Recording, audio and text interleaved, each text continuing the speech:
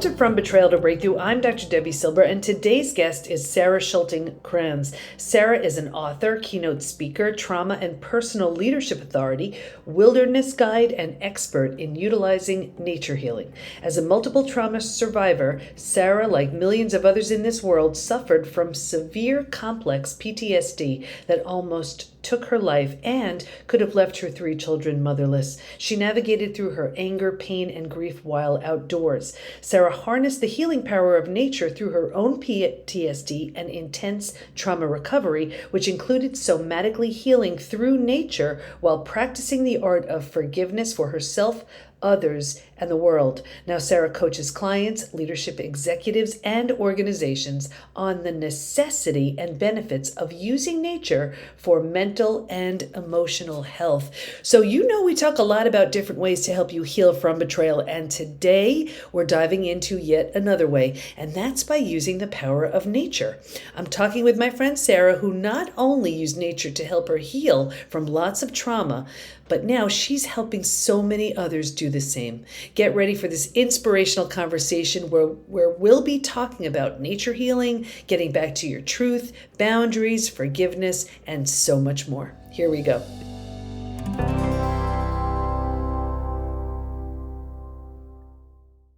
Okay, everybody, you are in for such a treat because when you just meet someone and you really like them and you want to be friends. That is this next person. She is my new friend, Sara Schulting Kranz. She had me on her show, and we just connected on so many levels, and I just love her. So I just can't wait to share her with you. So welcome, Sara. Thank you for having me on. I appreciate it. Well, I'm really excited to talk about this today because we're going to be talking about getting back to the true nature of who you are. Let's talk about what that means and what even led you to get to having to get back to your true nature. Let's start there. So I believe that the true nature, which is also coincidentally all about my book as well, which is about nature healing and nature therapy. I believe that the true nature of who we are is that centrifugal, that space within us, coming home to your heart, coming home to your soul. We are such a mindset society. I talk about this all the time. We try to mindset everything. I'm going to mindset my healing. I'm going to mindset my growth. I'm going to mindset my business. I'm going to mindset my, the parenting. And really going back to the true nature of who we are comes back to who are you as a human being? Why were you placed on this earth in the first place? Connecting with your beating heart, connecting with your soul, your intuition, and that space of purpose and meaning in life. Coming back to myself, I was a doer for many years. I was how many of us are that have lived through things, right? Fix everything, try and make everything better around us. When we do that, we forget about that connection, that being within self. And how I came to this space was living through multiple traumas myself. I've lived through everything from sexual assault to relational betrayal trauma. Literally, it started at the age of 17 and then I'm 48 now. And so for most of my life, and it's interesting going through that space of being a victim. This is what I talk about. You're the victim of things, you're the survivor of things, and then you're the thriver of things. And the thriver is the space of how do I take everything that I've learned and create something that can better, not only continue to better myself, but also to help heal the world from what is going on, right? And so that's getting back to the true nature of who you are. It's finding purpose in your pain, finding purpose in the things that you've lived through. And that's why, there's 2 parts of my healing journey that I'm really passionate about. And one is nature healing, really allowing yourself to get out of the room, I should say, and out of your head, dropping into your heart. And then it's forgiveness, going back to that state of forgiveness, and forgiveness being 3 parts to it: self-forgiveness first, forgiveness for others, and then forgiveness for the world. And that's what it is to come home. That's the true nature of you. I love so many things about what you said, and I want to dive into like 20 different directions at once. So isn't it interesting how we never really ask ourselves, we don't ask ourselves those really big questions unless we have to. Why is it that we have to go through such hardship and hard times to then just start questioning everything? So before you even started questioning, what was the meaning you made out of your experiences? Because there's the one type of trauma and then another and another. What were you like back then? What was going on? And because you don't just get to be someone like you without going through those questions, but tell us who you were and then what happened. You have no idea the depth of that question. Well, you do understand the depth of that question. I just wrote to somebody today. Actually, it was late last night. I said, you're right. I am not the same person that I was before. And I didn't ask for that. And I think that that's one of the most important things that we need to remember as survivors stepping into thrivers, even, starting as victims. You didn't ask for this. I didn't say to somebody, hey, would you please hand me your pain and then make me have to do something with it? Because literally that's what happens when we are traumatized. Hurt people, right? And healed people heal people. That's what we do. And so that's how we be, I should say. And so, what's interesting is that the person I was at 17, there's something that I'm really working on. I'm kind of back up something. I was on the phone with my mom earlier today, and we were talking about my faults, my things, right? I don't know if I call them necessarily faults, the things that we're constantly working on. And I have always been a reactionary. And I know that about myself. I'm a reactionary instead of a responder. And the reason why is because of the space of unsafety that was handed to me at 17. And then feeling like I'm safe for so long, and then finding out at 40 that I'm not again. And so what happens? You literally start to implode in a different kind of way, going off of also what happened to you at 17, your earlier traumas. That's why it's important to heal from the beginning, to work through them, look back at them, heal. You can do it at any age. And the woman I wasn't a woman, I was a young girl. The young girl that I was at 17 that lived through that first trauma, she was brave, she was courageous, and she was silent. She was silenced because of what everybody else literally said for her, decisions that were made for her, not on her best behalf. And there was a lot of courage and bravery stepping into the space of, okay, you all want to be that way. I'm going to pick myself up and I'm going to go to college and I'm going to do, and I did. That's what I did. That's the doing part of me. That's the reactionary part of me to get to safety, right? So now come through to the age of 40, where I'm having to face relational betrayal trauma in my marriage. My husband had been having affairs for 14, 17 years of our marriage, and having to then go through that space now with 3 kids, right? There's the space of who am I outside of the pain, not only at 40, but then the pain that I'm now realizing I never healed from at 17. Which also got me into this now pain that I'm in 40, right? And so looking at the patterns, looking at what got me here and how do I not want to be this way moving forward? And so the reactionary part of me as a woman at 48 is something that I'm continuously having to work on. Respond, don't react. Respond, don't react, because of so much in my past. Yeah, and it's so interesting because it's really true. An unhealed betrayal always leads to a repeat betrayal. But now looking, so here you are right now. Look back at that 17-year-old. Would you have done something differently? I mean, knowing what you know now, of course, we're only doing the best we could based on what we had. No, I would not have done one thing differently. I would not have done one thing differently at 17. And, my mom taught me, at 17, when people do things to you, walk down the road and hold your head high, because even if they don't believe you today, they will someday. And so that became the title of my book, Walk Through This. And so the reason I say I would not do anything differently, there's choices and decisions that I would make differently as I ended up being a very, very young mom as well. There are choices and differences, there are choices and decisions that I would do differently as a mom, but I would never change the choice that I made at that young age. And, I also believe really deeply, Debbie, and when we heal our traumas, we heal the traumas of not only ourselves, but of those people within our life. We are, it's not only our patterns, it's not only the things that we are carrying, but it's the things from our parents, our grandparents, our ancestors that we're also carrying. And so when we go through that journey, when we release, when we heal, we're not only healing ourselves, we're healing other people, our past and our present. Here's the thing. This is the kicker. When you ask about who were you then and who are you today, not everybody's going to like who you become. And the reason why is because you are now the mirror of what they are not.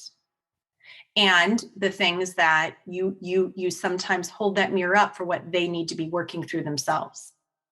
And so the projection of their own pain back onto you can also lead you to continuously go into that space of boundary setting, protecting, as you continue to rise and unbecome to become.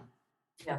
You know, it's really true. And that's why I always recommend you better start making those growth friends, those that other level group, because as you heal, as you move through it, you can either just simply outgrow those people, but for sure, they're not going to like those changes. They liked when you were predictable. They liked knowing where they stood with you, and our transformations definitely shake things up.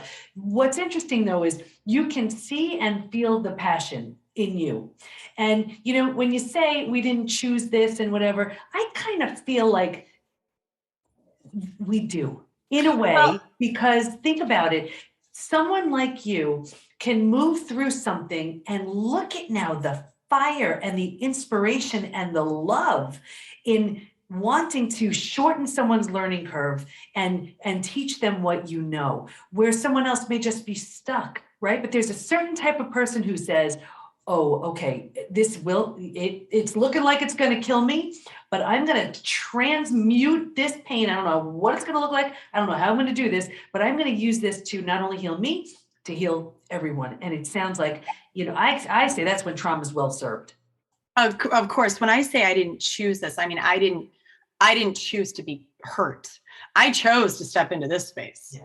And I will choose to step into this space over and over and over again. Because as I also wrote to somebody last night, if I don't continue on this journey, the darkness wins. Mm-hmm. And I refuse to stand in the darkness. I won't do it. And I don't want to stand in other people's darkness. That's not what I want to do either, right? And so, you know, we could go into this whole space of too, do we subconsciously choose things in order for our own growth, right? And I do believe in my life that I have subconsciously stepped into things, unconsciously stepped into things, realizing that there was still unhealed, unlooked at trauma that needed to be brought to the surface. And I could say, oh, thought I learned the lesson. Now I really learned the lesson. It's kind of like when you get a math problem 3/4 right, and then you have to redo it again to get the full thing right in order to move on to the next level. And so, you know, there's times in my life where I can look back and say, oh, yeah, okay. Thank you, universe. Now I get it. Yeah. And it's never an easy lesson, but but when we learn it, it's a feeling like no other. What do you say to that person? Because I know I have listeners right now, people watching this, and they're like, oh, sure. Well, look at her. Of course she can do this. You don't know my situation. It's so bad. I can't move through this. This is just my lot in life. I'm stuck, which is just that person who's stuck. And I believe at some point it truly is a decision, but they don't know that. How do you work with somebody who just is really in that stuck space? So honestly, this is why I run my retreats, because when you're not stuck to your phone and when you're not in the room and when you're forced to get out of your story that you've been living and resonating in and ruminating in over and over and over and over again, you have to. Like, that's what nature does to you. Sorry, not sorry. Like, that's why it's there, right? It's there to also help heal us.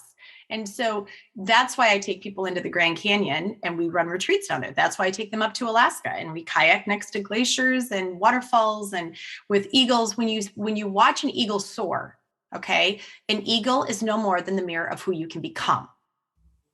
You can soar just like that. Every one of us can. They're pushed out of the nest too, right? They have wings. And so when we go into nature, though, what it literally does is it pulls us out of the story that we have been living in. So the frontal lobe of our brain slows down. It's a scientific thing. The back part of our brain rises. We have soft fascination. We have moments of not living in trauma where we're literally like, oh my gosh, this is what peace is. this is a peace moment. This is what it is to not feel the pain and just to sit with myself. Holy moly, I'm not sitting with the story. I'm sitting with who I am outside of my story. And when you feel that, it's like taking a really good, I don't know, think of your favorite dessert, right? It's like taking a bite of your favorite dessert and saying, oh my gosh, that was amazing. I want more of it. And so then when you get a taste of it, you realize I don't have to hold on to the darkness. I can step into the light. I love that. And, there are so many, I'm picturing that very successful, driven type A person who's like, well, that sounds really nice. But there's such a fear of that level of vulnerability. There's a fear of what's going to show up. What does show up? I mean, tell us like what goes on. So someone is, they're just resistant. They're like, I've never done anything like this. It's just weird. I mean, it's one thing. I'll look at trees. I'll look at, some streams and rivers and stuff, but don't go have me be vulnerable. That person, it's like they crack wide open, right? Tell us what goes on. Yeah, they do. They crack wide open and I love it. There's a couple of pieces that I really believe need to happen in your healing journey. You have to have community. You have to have people holding space for you that have walked the walk. Have not simply talked it, but have walked it. My traumas were deep. I mean, I had PTSD. Like I was just talking to my former therapist last night about this. I said, I look back and I go, gosh, have I come far? That was only 8 years ago. And, I wanted to slam my car up against the 405. I wanted to take my life. I couldn't eat. I was a mess. I mean, I would get up in the middle of the night and walk down to the ocean and just sit there because I live at the beach, and I would just sit there and be like, I don't even understand what's happening in my life. And nobody else does either. I felt like I was alone on an island. So that goes into the second thing. It's getting to your truth. Getting to your truth. What is your truth? Outside of somebody else that hurt you. Outside of the things that we've lived through. What is your truth in all of this? And nobody can take your truth from you. Your truth is right. And I'm going to be real practical. How do you know when you've hit on this is my truth? Was it a feeling? What comes over you? For me, it was when I was, and again, this is when I'm in nature, and it doesn't have to be, you don't have to climb a mountain. I mean, I climb mountains. People look at me and they're like, oh yeah, well, you go climb mountains. Well, I do.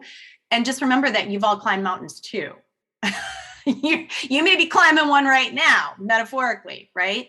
And so for me, when I was in nature, I would just sit with it, right? I would watch a spider weave a web, and I would have this awe, because when we're in awe, when we're in fascination, we realize how different that our life can be. We create differently. We create our stories differently.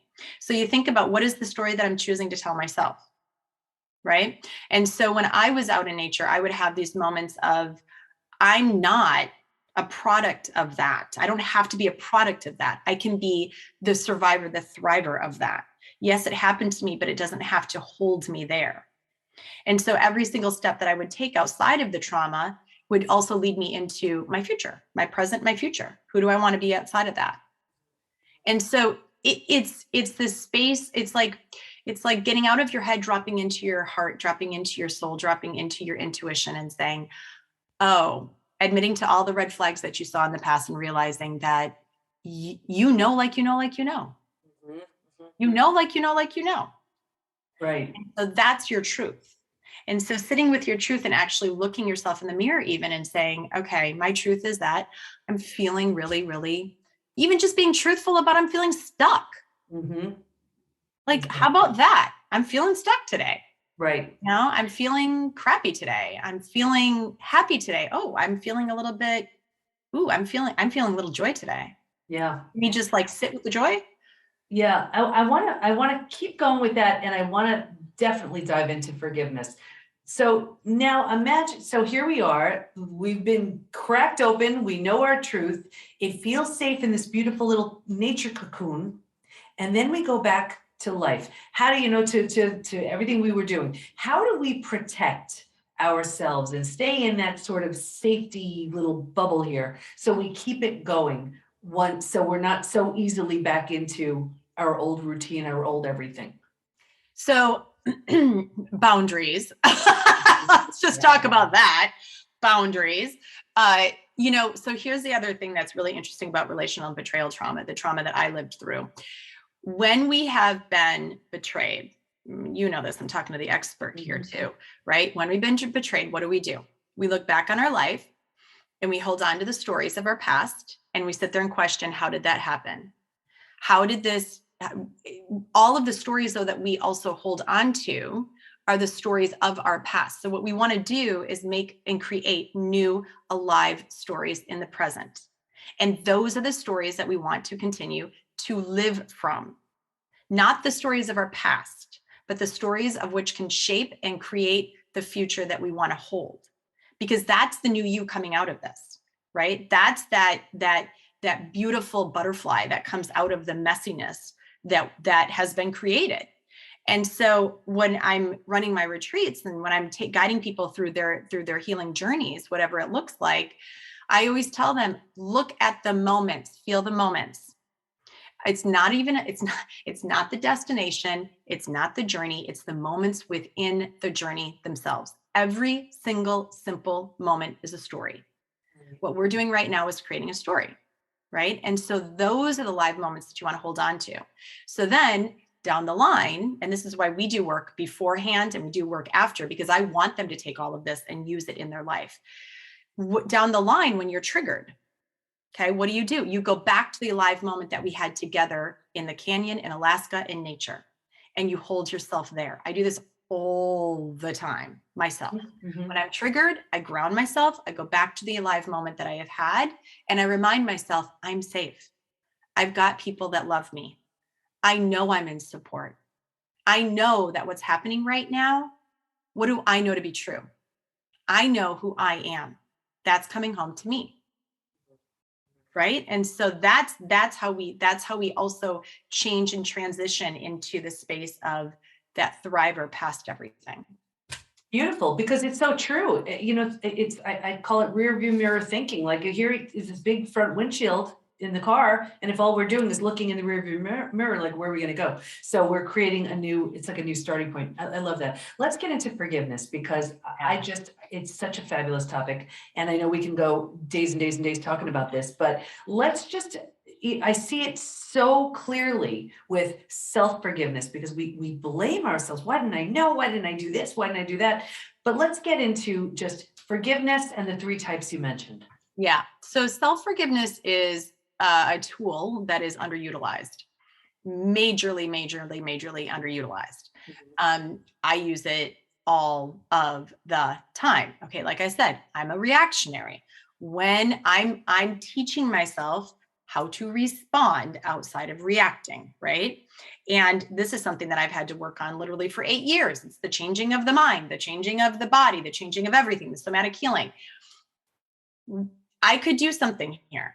Okay, I'm just going to use myself as an example. When I go into a reactionary state, if I go into a reactionary state, which happened on Sunday with my mom on the phone, which is why I called her today and apologized, right? And said, look, I'm sorry, I'm working on this.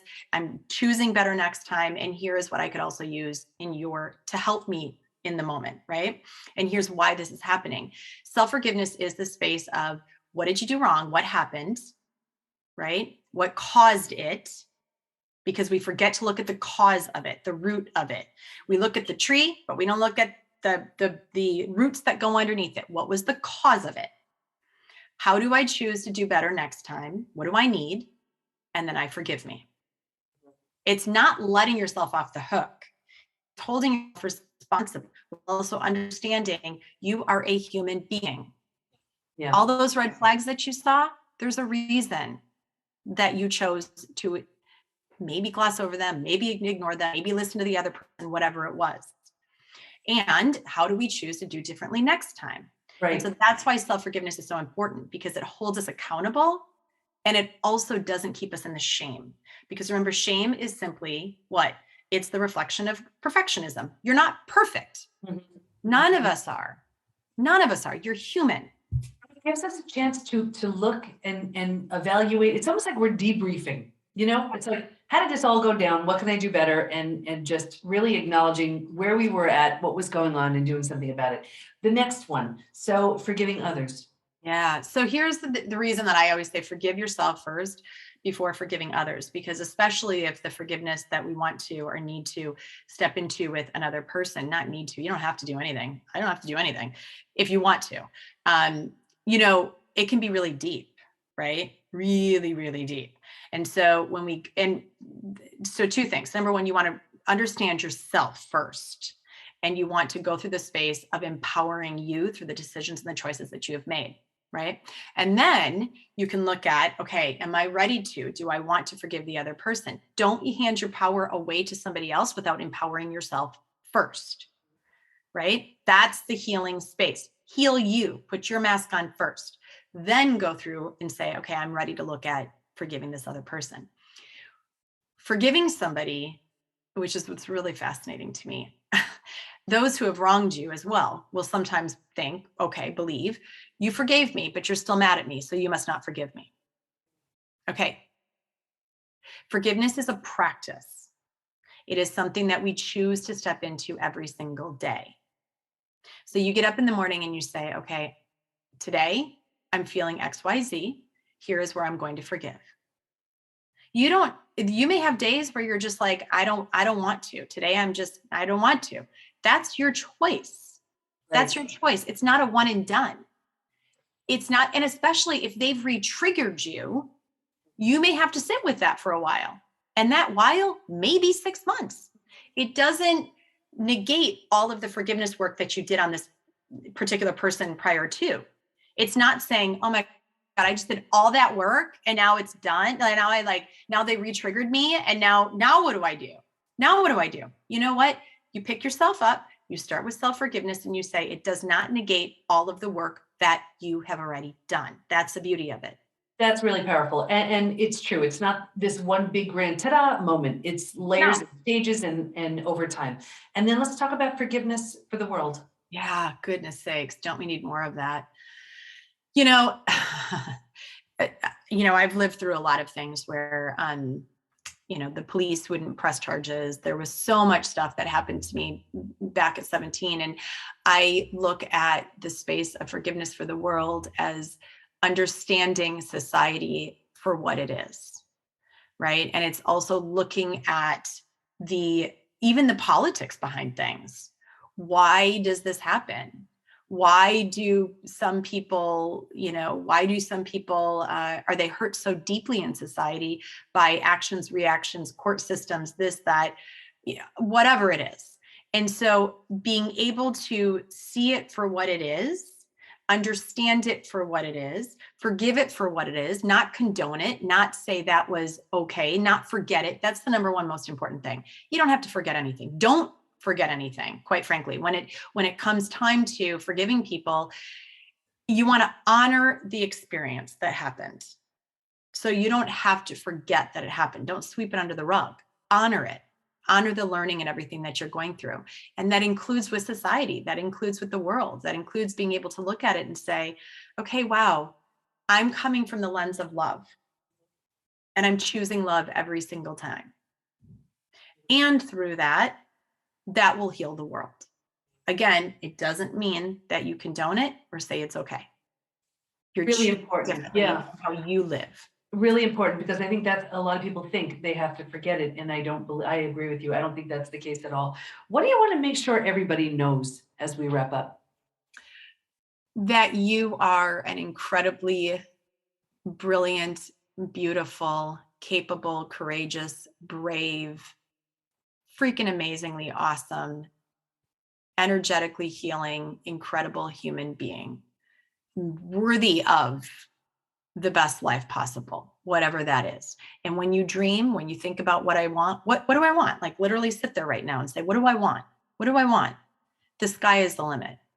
The sky is truly the limit. And I know that some people will hear me right now and say, oh yeah, whatever. And here's the thing though, if you're not, be willing to trust, surrender, and be open to all of life's magical possibilities. Because if you're not willing to do that, how are you going to receive them? Oh, I love that. I love that. Say that again. That is like such a mic drop moment right there. Say that again. So here's the thing about when I'm being interviewed and remember. I literally channel. Okay. People say to me, can you say that again? I'm like, I channeled it. I really, honestly, it's like that. And I go, okay. So if you're not willing to trust, surrender, and stay open to all of life's magical possibilities, how can you receive what I believe is to be the greatest gift handed to you from the universe, God, spirit, whatever you want? Like, I truly believe that we are all held in a space of love. And when we step into that, anything is possible.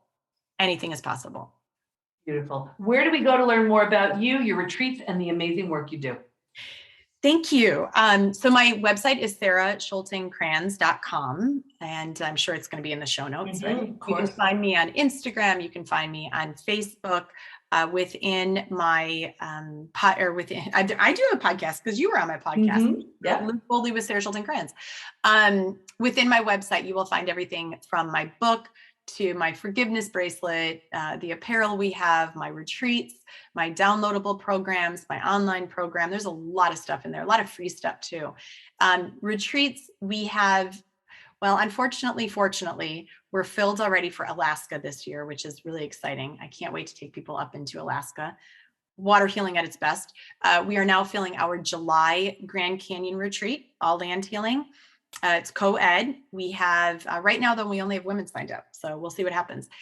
Thanksgiving and January of 2023. We are stopping these after 2023, January of 2023, because the Grand Canyon's redoing the entire water system. And so they're going to have, everything's going to be closed at the bottom for a good 8 months minimum.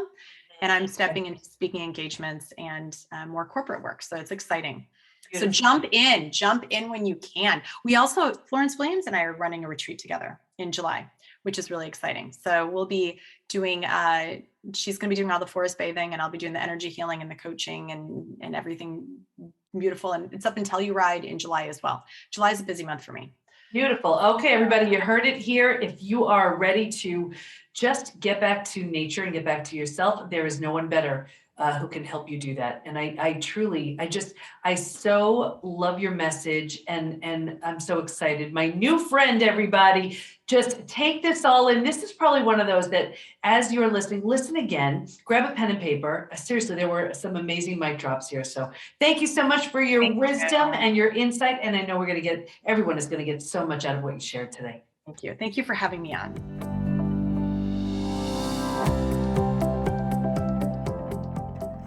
You can really see how being in nature gives you the opportunity to get away from your distractions, routines, and allows you to rediscover who you really are, all while you're healing and transforming. Stay in touch with Sara by going to sarashultingkranz.com, and we'll have all of her information in the show notes at thepbtinstitute.com/podcast. Here's my biggest takeaway. Forgiveness, a tool that's way too underutilized. Start with self-forgiveness, asking yourself questions like, what happened? What caused it? How can I do better? How can I forgive myself? Then move on to forgiving others and then the world. You're not meant to stay sad and stuck, and forgiveness is a powerful way to set yourself free. Forgiveness is a powerful part of the 5 stages from betrayal to breakthrough too. Want to know what stage you're in? Just take the Healed or Hardened quiz, which you can find at healedorhardenedquiz.com. Can't wait to be with you next time, and here's to your breakthrough.